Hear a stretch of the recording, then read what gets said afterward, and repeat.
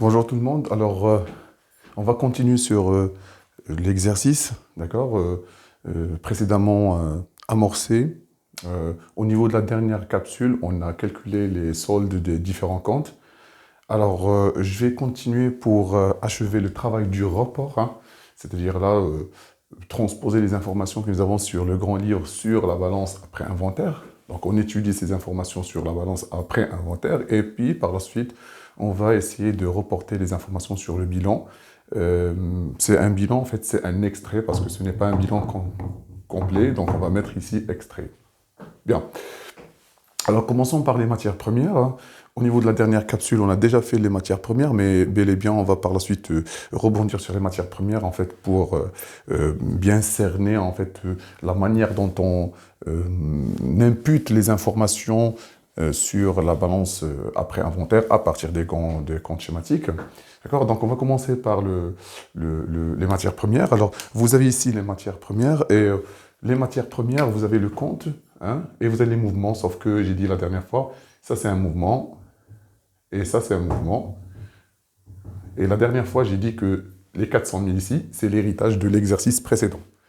Donc, vous avez un mouvement crédit de 400 000, vous avez un mouvement débit de 450 000, et vous avez vers la fin le solde, c'est un solde final.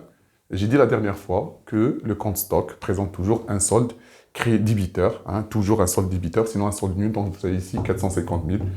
C'est comme si on a remplacé le stock initial par le stock final. Donc ici, c'est le solde stock final. Ici, c'est le stock initial. Et ici, c'est toujours le stock final. En fait, c'est des règles. Si vous avez une balance après inventaire, au niveau des mouvements, ça, c'est le stock final. Ça, c'est le stock initial. Ça, c'est le stock final. D'accord? Alors, de la même manière, les produits finis, vous avez ici 500 000, le mouvement, le premier mouvement. Bien sûr, c'est un mouvement du 1-1, parce qu'en principe, le comptable doit annuler 1-1, le stock initial, et là encore, c'est l'héritage de l'exercice précédent, sauf qu'ici, c'est le 31-12, c'est la constatation du stock final. Donc finalement, vous avez deux mouvements. Vous avez deux mouvements. Le premier, c'est ici, c'est 500, et le deuxième, c'est 300 000. Et toujours, ça correspond au stock final. Ça correspond au stock initial. Et ce qu'on aura ici, le solde, il est là. Le solde, il est là, 300 000. Ça correspond au stock final. Donc, c'est des règles qu'il va falloir normalement cerner, hein. Bien. Maintenant, vous avez les mouvements des comptes stock 2. Donc, finalement, ici, c'est stock de matières premières. Ici, c'est stock de produits finis. Alors maintenant, qu'en est-il pour les variations du stock, hein? Qu'en est-il pour les variations du stock? Alors, les variations du stock, ils suivent la même logique. Finalement, on va travailler sur, d'accord, sur les comptes schématiques. Alors, vous avez deux mouvements ici, à la variation du stock.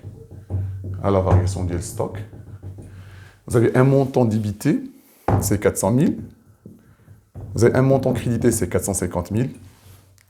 Et vers la fin, et là, il faut faire attention, nous avons ici un solde créditeur.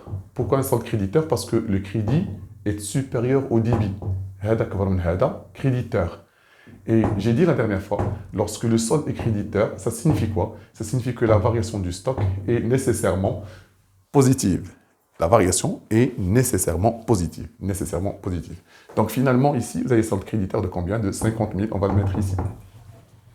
D'accord? On s'amuse en calculant la variation du stock. Variation stock des matières premières. C'est le stock final moins le stock initial. Le stock final est de combien? Il est de 450 000. Moins le stock initial, il est de 400 000. Et vers la fin, vous avez 50 000. Et 50 000, c'est une variation positive. Vous voyez? Donc, à chaque fois que vous avez un solde créditeur, la variation est positive. C'est bon? Par contre, la variation du stock des produits finis. Toujours ici, c'est le 1-1. Ici, c'est le 31-12. D'accord? Et le stock, c'est un solde débiteur. Alors maintenant, vous avez un mouvement débit. Vous avez un mouvement crédit. Je reporte, hein, je reporte. Mouvement débit, 500 000. Mouvement crédit, 300 000. Et là, le solde, là, c'est un solde débiteur. de 200 000. Attention, je répète, je mets le solde débiteur au niveau de la partie crédit pour avoir l'équilibre, hein, pour vérifier l'équilibre. 300, 200, ça fait 500, donc 500, donc le calcul est bon. Sauf que vous avez un solde débiteur de 200 000. Il faut faire attention, un solde débiteur de 200 000. Et un solde débiteur, j'ai dit la dernière fois, à chaque fois que vous avez un solde débiteur, bah, systématiquement, la variation du stock est négative. En s'amusant à calculer cette variation pour vérifier est-ce que j'ai raison ou non. Et on va voir, vous avez 200, alors vous avez 300, c'est le stock final, moins 500, c'est le stock initial, ça fait moins de 200.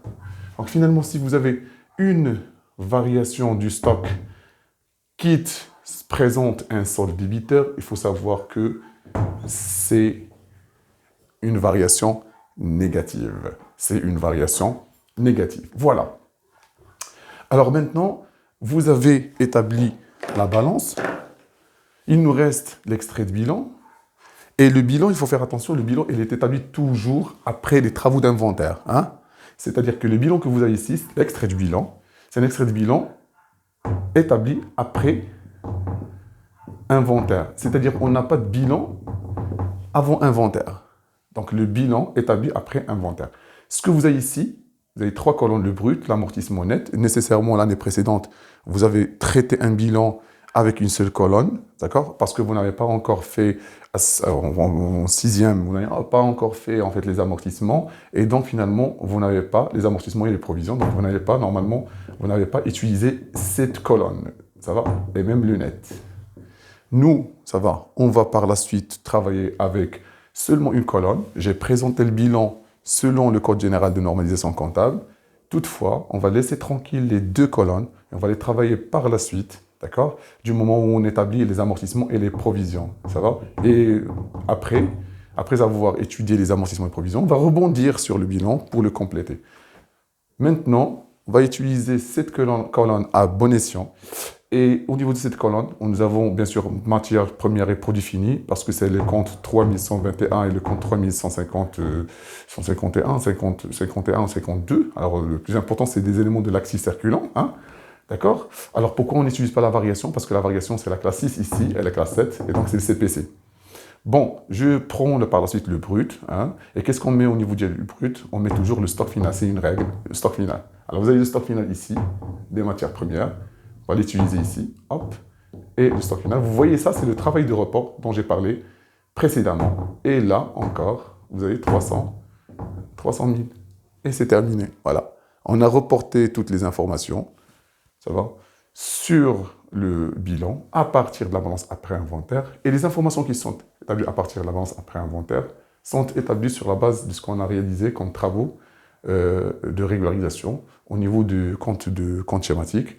Et ce qu'on a sur les comptes schématiques, c'est le travail réalisé au niveau du livre journal. Comme ça, on a achevé le processus, le travail de rapport, d'accord? Et la séquence suivante va être nécessairement une séquence qui va traiter une partie encore importante, c'est le travail du calcul du poste 6.1.1, qui est achat revendu de marchandises, le poste 6.1.2, qui est achat consommé de matières et fournitures, et par la suite, le poste production de l'exercice, en fait la masse production de l'exercice, si vous voulez, parce que là-dedans, il y a 3 postes. Il y a le poste vente de biens et services, il y a le poste variation de stock, il y a le poste immobilisation produite par l'entreprise pour elle-même. Et on va voir comment on va calculer ces postes-là et comment on va agréger ces postes pour calculer par la suite un élément très important pour l'entreprise qui est la production de l'exercice. Voilà. Cette capsule va prendre fin à ce niveau-là et on va par la suite se retrouver au niveau d'une capsule, nouvelle capsule, qui va traiter, comme j'ai dit, le calcul des postes importants au niveau du compte de produits et de charges.